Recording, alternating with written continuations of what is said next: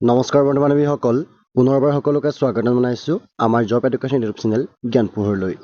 বন্ধু বান্ধৱীসকল আজি পুনৰ আপোনালোকৰ বাবে এই ভিডিঅ'টিত অতিকে এটা সুখবৰ লৈ আহিছোঁ যিটো সুখবৰ আছে অসম চৰকাৰ আৰু ভাৰত চৰকাৰৰ ফালৰ পৰা নতুন চাকৰি তথ্যৰ ওপৰত হয় বন্ধু বান্ধৱীসকল আপোনালোকৰ বাবে পুনৰ আহি গৈছে নতুন চাকৰি যিখিনি চাকৰি আমাৰ জুন আৰু জুলাই মাহৰ ভিতৰত থাকিব আৰু ইয়াতে আপোনালোকৰ টোটেল 11,500টা পদ মুকলি হৈছে চ' এইখিনিৰ কাৰণে আমাৰ অসমৰ সকলো ল'ৰা ছোৱালীয়ে আবেদন কৰিব পাৰিব গতিকে কেনেধৰণৰ আপোনালোকে শিক্ষাগত অৰ্হতা লাগিব বয়স কিমান লাগিব কিদৰে আপোনালোকে আবেদন কৰিব সকলোখিনি আমি আলোচনা কৰিম আৰু জুন জুলাইৰ ভিতৰতে আপোনালোকে এই পোষ্টখিনিৰ কাৰণে আবেদন কৰিব লাগিব গতিকে ক'ৰ পৰা আপোনালোকৰ এই পোষ্টখিনি মুকলি হৈছে সবিশেষ জানিবৰ কাৰণে ভিডিঅ'টো শেষলৈকে চাই থাকিব অলপো স্কিপ নকৰিব যদি ভিডিঅ' চাই ভাল পালে লাইক কৰিব লগতে আপোনালোকৰ বন্ধু বান্ধৱীলৈ ভিডিঅ' যিমান পাৰে শ্বেয়াৰ কৰিব চ' ফ্ৰেণ্ডছ আজি ভিডিঅ'টো পলম নকৰি ব'লক আজি ভিডিঅ'টো ইয়াতে আৰম্ভ কৰোঁ তো ফ্ৰেণ্ডছ মোৰ পোনপ্ৰথমতে আপোনালোকৰ institute of banking personnel selection অৰ্থাৎ IBPSৰ ফালৰ পৰা টোটেল আপোনালোকৰ 9,995টা officer scale 1, 2, 3 and officer assistant vacancy মুকলি হৈছে যিখিনি আমাৰ IBPS CRP RRB X 13ৰ ফালৰ পৰা আপোনালোকৰ যিখিনি পোষ্ট মুকলি হৈছে এইখিনি আপোনালোকে চাব পাৰিব ইয়াতে টোটেল পোষ্ট আপোনালোকৰ মুকলি হৈছে 9,995টা আৰু ৰিক্ৰুটমেণ্টটো আপোনালোকৰ জুন আৰু জুলাই মাহৰ ভিতৰতে আপোনালোকৰ থাকিব আৰু ইয়াতে প্ৰথম পোষ্টটো আপোনালোকৰ আছে অফিচ এছিষ্টেণ্ট যিটো আপোনালোকৰ মাল্টিপাৰ্পছো হ'ব ইয়াতে আপোনালোকৰ টোটেল পোষ্ট মুকলি হৈছে 5,585টা পোষ্ট তাৰপিছত আপোনালোকৰ অফিচাৰ স্কেল 1ত মুকলি হৈছে এছিষ্টেণ্ট মেনেজাৰৰ পোষ্ট য'ত আপোনালোকৰ পোষ্ট মুকলি হৈছে 3,499টা পোষ্ট নেক্সট আপোনালোকৰ officer scale 2 general banking officer মেনেজাৰত মুকলি হৈছে আপোনালোকৰ 496টা পোষ্ট এনেদৰে আপোনালোকৰ পোষ্ট মুকলি হৈছে ভালদৰে চাব আপোনালোকে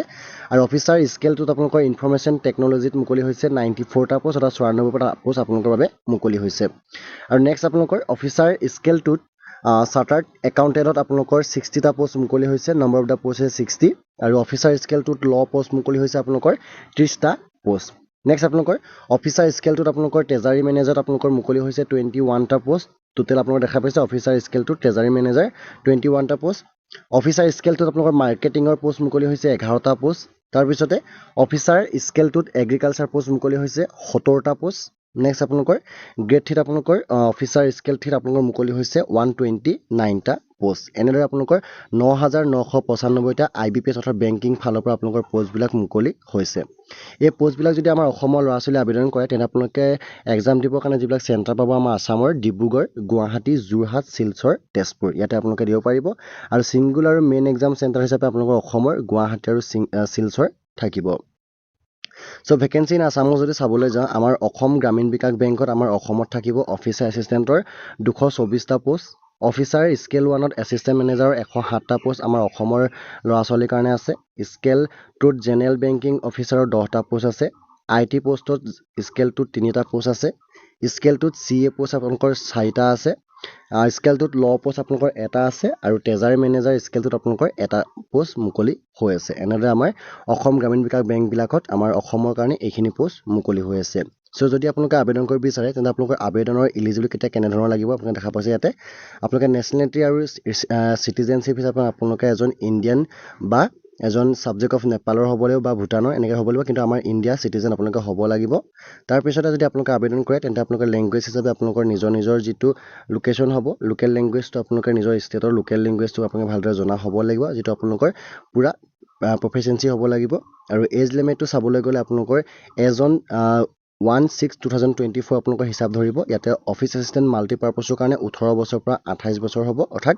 2/6/1996 পৰা আপোনালোকৰ 1/6/2006 থাকিব আপোনালোকৰ বয়সটো অফিচাৰ স্কেল 2ত আপোনালোকৰ এছিষ্টেণ্ট মেনেজাৰৰ কাৰণে আপোনালোকৰ 18 বছৰৰ পৰা 30 বছৰ থাকিব ইয়াতে বিল' 30 বছৰ থাকিব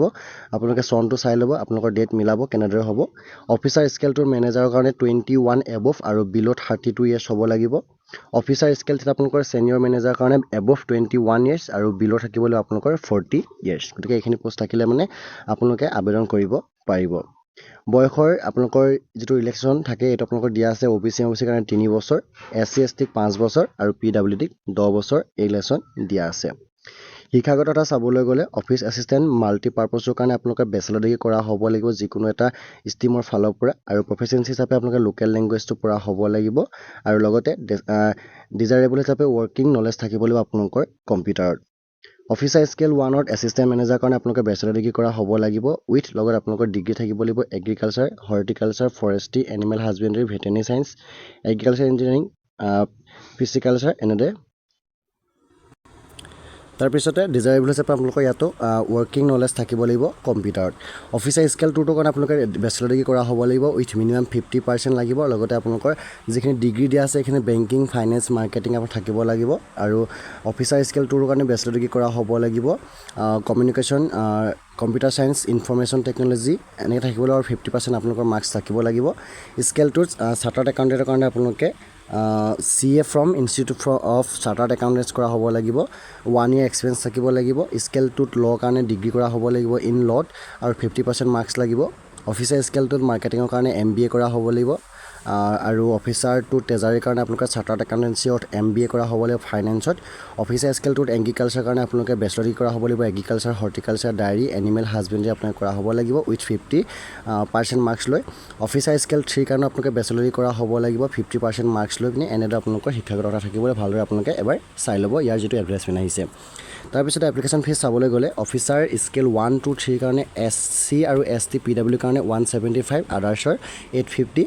অফিচাৰ এছিষ্টেণ্ট মাল্টিপাৰ্পাছৰ কাৰণে SC SC AT PW 175 আদাৰ্ছৰ 850 so' apply কৰিবৰ কাৰণে আপোনালোকে আমাৰ ডেছক্ৰিপশ্যন চেক কৰিব তাতে এটা এপ্লাই লিংক পাব IBPS বুলি চ' আপোনালোকে লিংকটোত ক্লিক কৰি পিনে আপোনালোকে আবেদন কৰিব পাৰিব আৰু আপোনালোকৰ আবেদনটো চলি আছে 7 জুন তাৰিখৰ পৰা লাষ্ট থাকিব আপোনালোকৰ 27 জুনৰ তাৰিখলৈকে আৰু ডাউনলোড যিটো কল লেটাৰ থাকিব আপোনালোকৰ জুলাই আৰু আগষ্টত আপোনালোকৰ অহা চান্স থাকিব আৰু টেণ্টেটিভ ডেট থাকিব আপোনালোকৰ প্ৰিলিমিনাৰী এক্সামটো আগষ্টত হ'ব আৰু ৰিজাল্ট আপোনালোকৰ দিব আগষ্ট ছেপ্টেম্বৰ লাষ্টত আৰু ডাউনলোড কল লেটাৰ থাকিব আপোনালোকৰ অনলাইন এক্সামৰ কাৰণে মেইন আৰু ছিংগুলাৰ ছেপ্টেম্বৰ 2024 অনলাইন এক্সাম থাকিব আপোনালোকৰ অক্টোবৰ 2024 আৰু ৰিজাল্ট দিয়া হ'ব আপোনালোকৰ main single for officer scale 1 2 3 কাৰণে অক্টোবৰ 24 আৰু মাল্টিপাৰ্পাছত থাকিব আপোনালোকৰ জানুৱাৰী 2020 বন্ধুবান্ধৱীসকল ইণ্ডিয়ান গভৰ্ণমেণ্টৰ ফালৰ পৰা BSFৰ অৰ্থাৎ বৰ্ডাৰ ছিকিউৰিটি ফ'ৰ্চৰ ফালৰ পৰা ASI আৰু হেড কনষ্টেবলৰ পোষ্ট মুকলি হৈ আছে বৰ্ডাৰ ছিকিউৰিটি ফ'ৰ্চত টোটেল 1526টা এইখিনি পোষ্টৰ কাৰণে আপোনালোকে আবেদন কৰিব পাৰিব চ' আমি যদি চাবলৈ যাওঁ তেন্তে BSF ASI and head constable recruitment 2024 number আছে assistant sub inspector stenographer competent stenographer and warrant officer personnel assistant total number আছে 243 আৰু কেফ ৱাইজ যদি চাবলৈ যাওঁ আমাৰ BSFত আছে 17টা CRPFত আছে 21টা ITBPত 56টা CISFত 146টা আৰু SSBত আছে আপোনালোকৰ 3টা পোষ্ট এইখিনি আমাৰ ASI পোষ্ট হ'ব তাৰপিছতে হেড কনষ্টেবলত আপোনালোকৰ ministerial combatant ministerial and havildar post মুকলি হৈছে 1283 অৰ্থাৎ 1283টা পোষ্ট মুকলি হৈছে আৰু কেফ ৱাইজ যদি চাবলৈ যাওঁ BSFত 302টা CRPFত 282টা ITBPত 163টা CISFত 496টা SSBত 5টা আৰু আছাম ৰাইফলত 35টা পোষ্ট মুকলি হৈছে ইয়াৰ কাৰণে এনেদৰে পোষ্ট আপোনালোকে আবেদন কৰিব পাৰিব আৰু ইলিজিবিলিটি হিচাপে আপোনালোকে যিটো বয়স সীমা হ'ব লাগিব সেইটো আপোনালোকৰ 18 বছৰ আৰু 25 বছৰ বয়স হ'ব লাগিব মেক্সিমাম 25 বছৰ মিনিমাম 18 বছৰ হ'ব লাগিব এই ৰিলেশ্যন দিয়া আছে OBC কাৰণে 3 বছৰ SC কাৰণে 5 বছৰ আৰু ST কাৰণে দিয়া আছে 5 বছৰ শিক্ষাগত অৰ্হতা হিচাপে আপোনালোকে ইয়াতে আপোনালোকে 12 পাছ কৰা হ'ব লাগিব অৰ্থাৎ ছিনিয়ৰ ছেকেণ্ডেৰী স্কুল চাৰ্টিফিকেট আপোনালোকৰ থাকিব লাগিব যিকোনো এখন বৰ্ড বা ইনষ্টিটিউটৰ ফালৰ পৰা আৰু এপ্লিকেশ্যন ফিজটো UR OBC কাৰণে 100 টকা আৰু SC ST ফিমেল আৰু BSF কেণ্ডিডেটৰ কাৰণে ইয়াতে আপোনালোকৰ কোনো ধৰণৰ ফিজ ৰখা নাই পে'মেণ্টটো আপোনালোকে অনলাইন মাধ্যমৰ যোগেদি কৰিব লাগিব এপ্লাই কৰিবৰ কাৰণে আপোনালোকে আমি ডেছক্ৰিপশ্যন চেক কৰিব বা বৰ্ডাৰ ছিকিউৰিটি ফ'ৰ্চৰ যিটো ৱেবছাইট আছে তাত গৈ আপোনালোকে আবেদন কৰিব পাৰিব চ' ইম্পৰ্টেণ্ট হিচাপে চাবলৈ গ'লে ইয়াৰ কাৰণে আপোনালোকৰ আবেদন চলি আছে 9 জুন তাৰিখৰ পৰা দেখা পাইছে 9 জুন তাৰিখটো আপোনালোকৰ ইম্পৰ্টেণ্ট ডেট যিটো ষ্টাৰ্ট ডেট হৈছে 9 জুন আৰু লাষ্ট ডেট আছে আপোনালোকৰ 8 জুলাই গতিকে জুলাই মাহলৈকে আপোনালোকৰ আবেদন চলিব গতিকে আপোনালোকে আবেদন কৰিব যদি চ' বন্ধু-বান্ধৱীসকল এনেদৰে আপোনালোকৰ বাবে ভাৰত চৰকাৰ আৰু অসম চৰকাৰৰ ফালতো বহুত ধৰণৰ নতুন পদ মুকলি হৈ গ'ল আৰু যিখিনি আমাৰ জুন জুলাই মাহত এইখিনি আপোনালোকৰ ভেকেঞ্চি আপোনালোকৰ এপ্লাই হ'ব গতিকে এই 11,500 প্লাছ পদৰ কাৰণে যদি আপোনালোকৰ শিক্ষাগত অৰ্হতা মিলিছে বয়স যদি আছে তেন্তে আপোনালোকে আবেদন কৰিব পাৰিব যথেষ্ট সুবিধা প'ষ্ট আৰু অসম চৰকাৰৰ বহুত প'ষ্ট আহি আছে গতিকে এইখিনি জানিবৰ কাৰণে আপোনালোকে প্লিজ আমাৰ চেনেল ছাবস্ক্ৰাইব কৰি ৰাখিব লগতে ঘণ্টা বেলটো বজাবলৈ নিশ্চয় নাপাহৰিব চ' ফ্ৰেণ্ডছ আজি ভিডিঅ' ইমানেই আছিলে এইখিনি ভিডিঅ' ট্ৰাই কৰিলোঁ গতিকে ভিডিঅ' ভাল পালে লাইক কৰিব লগতে আপোনাৰ বন্ধু-বান্ধৱীলৈ যিমান পাৰে শ্বেয়াৰ কৰিব চ' ফ্ৰেণ্ডছ আজি ভিডিঅ' ইমানেই ধন্যবাদ জয় অসম জয় হিন্দ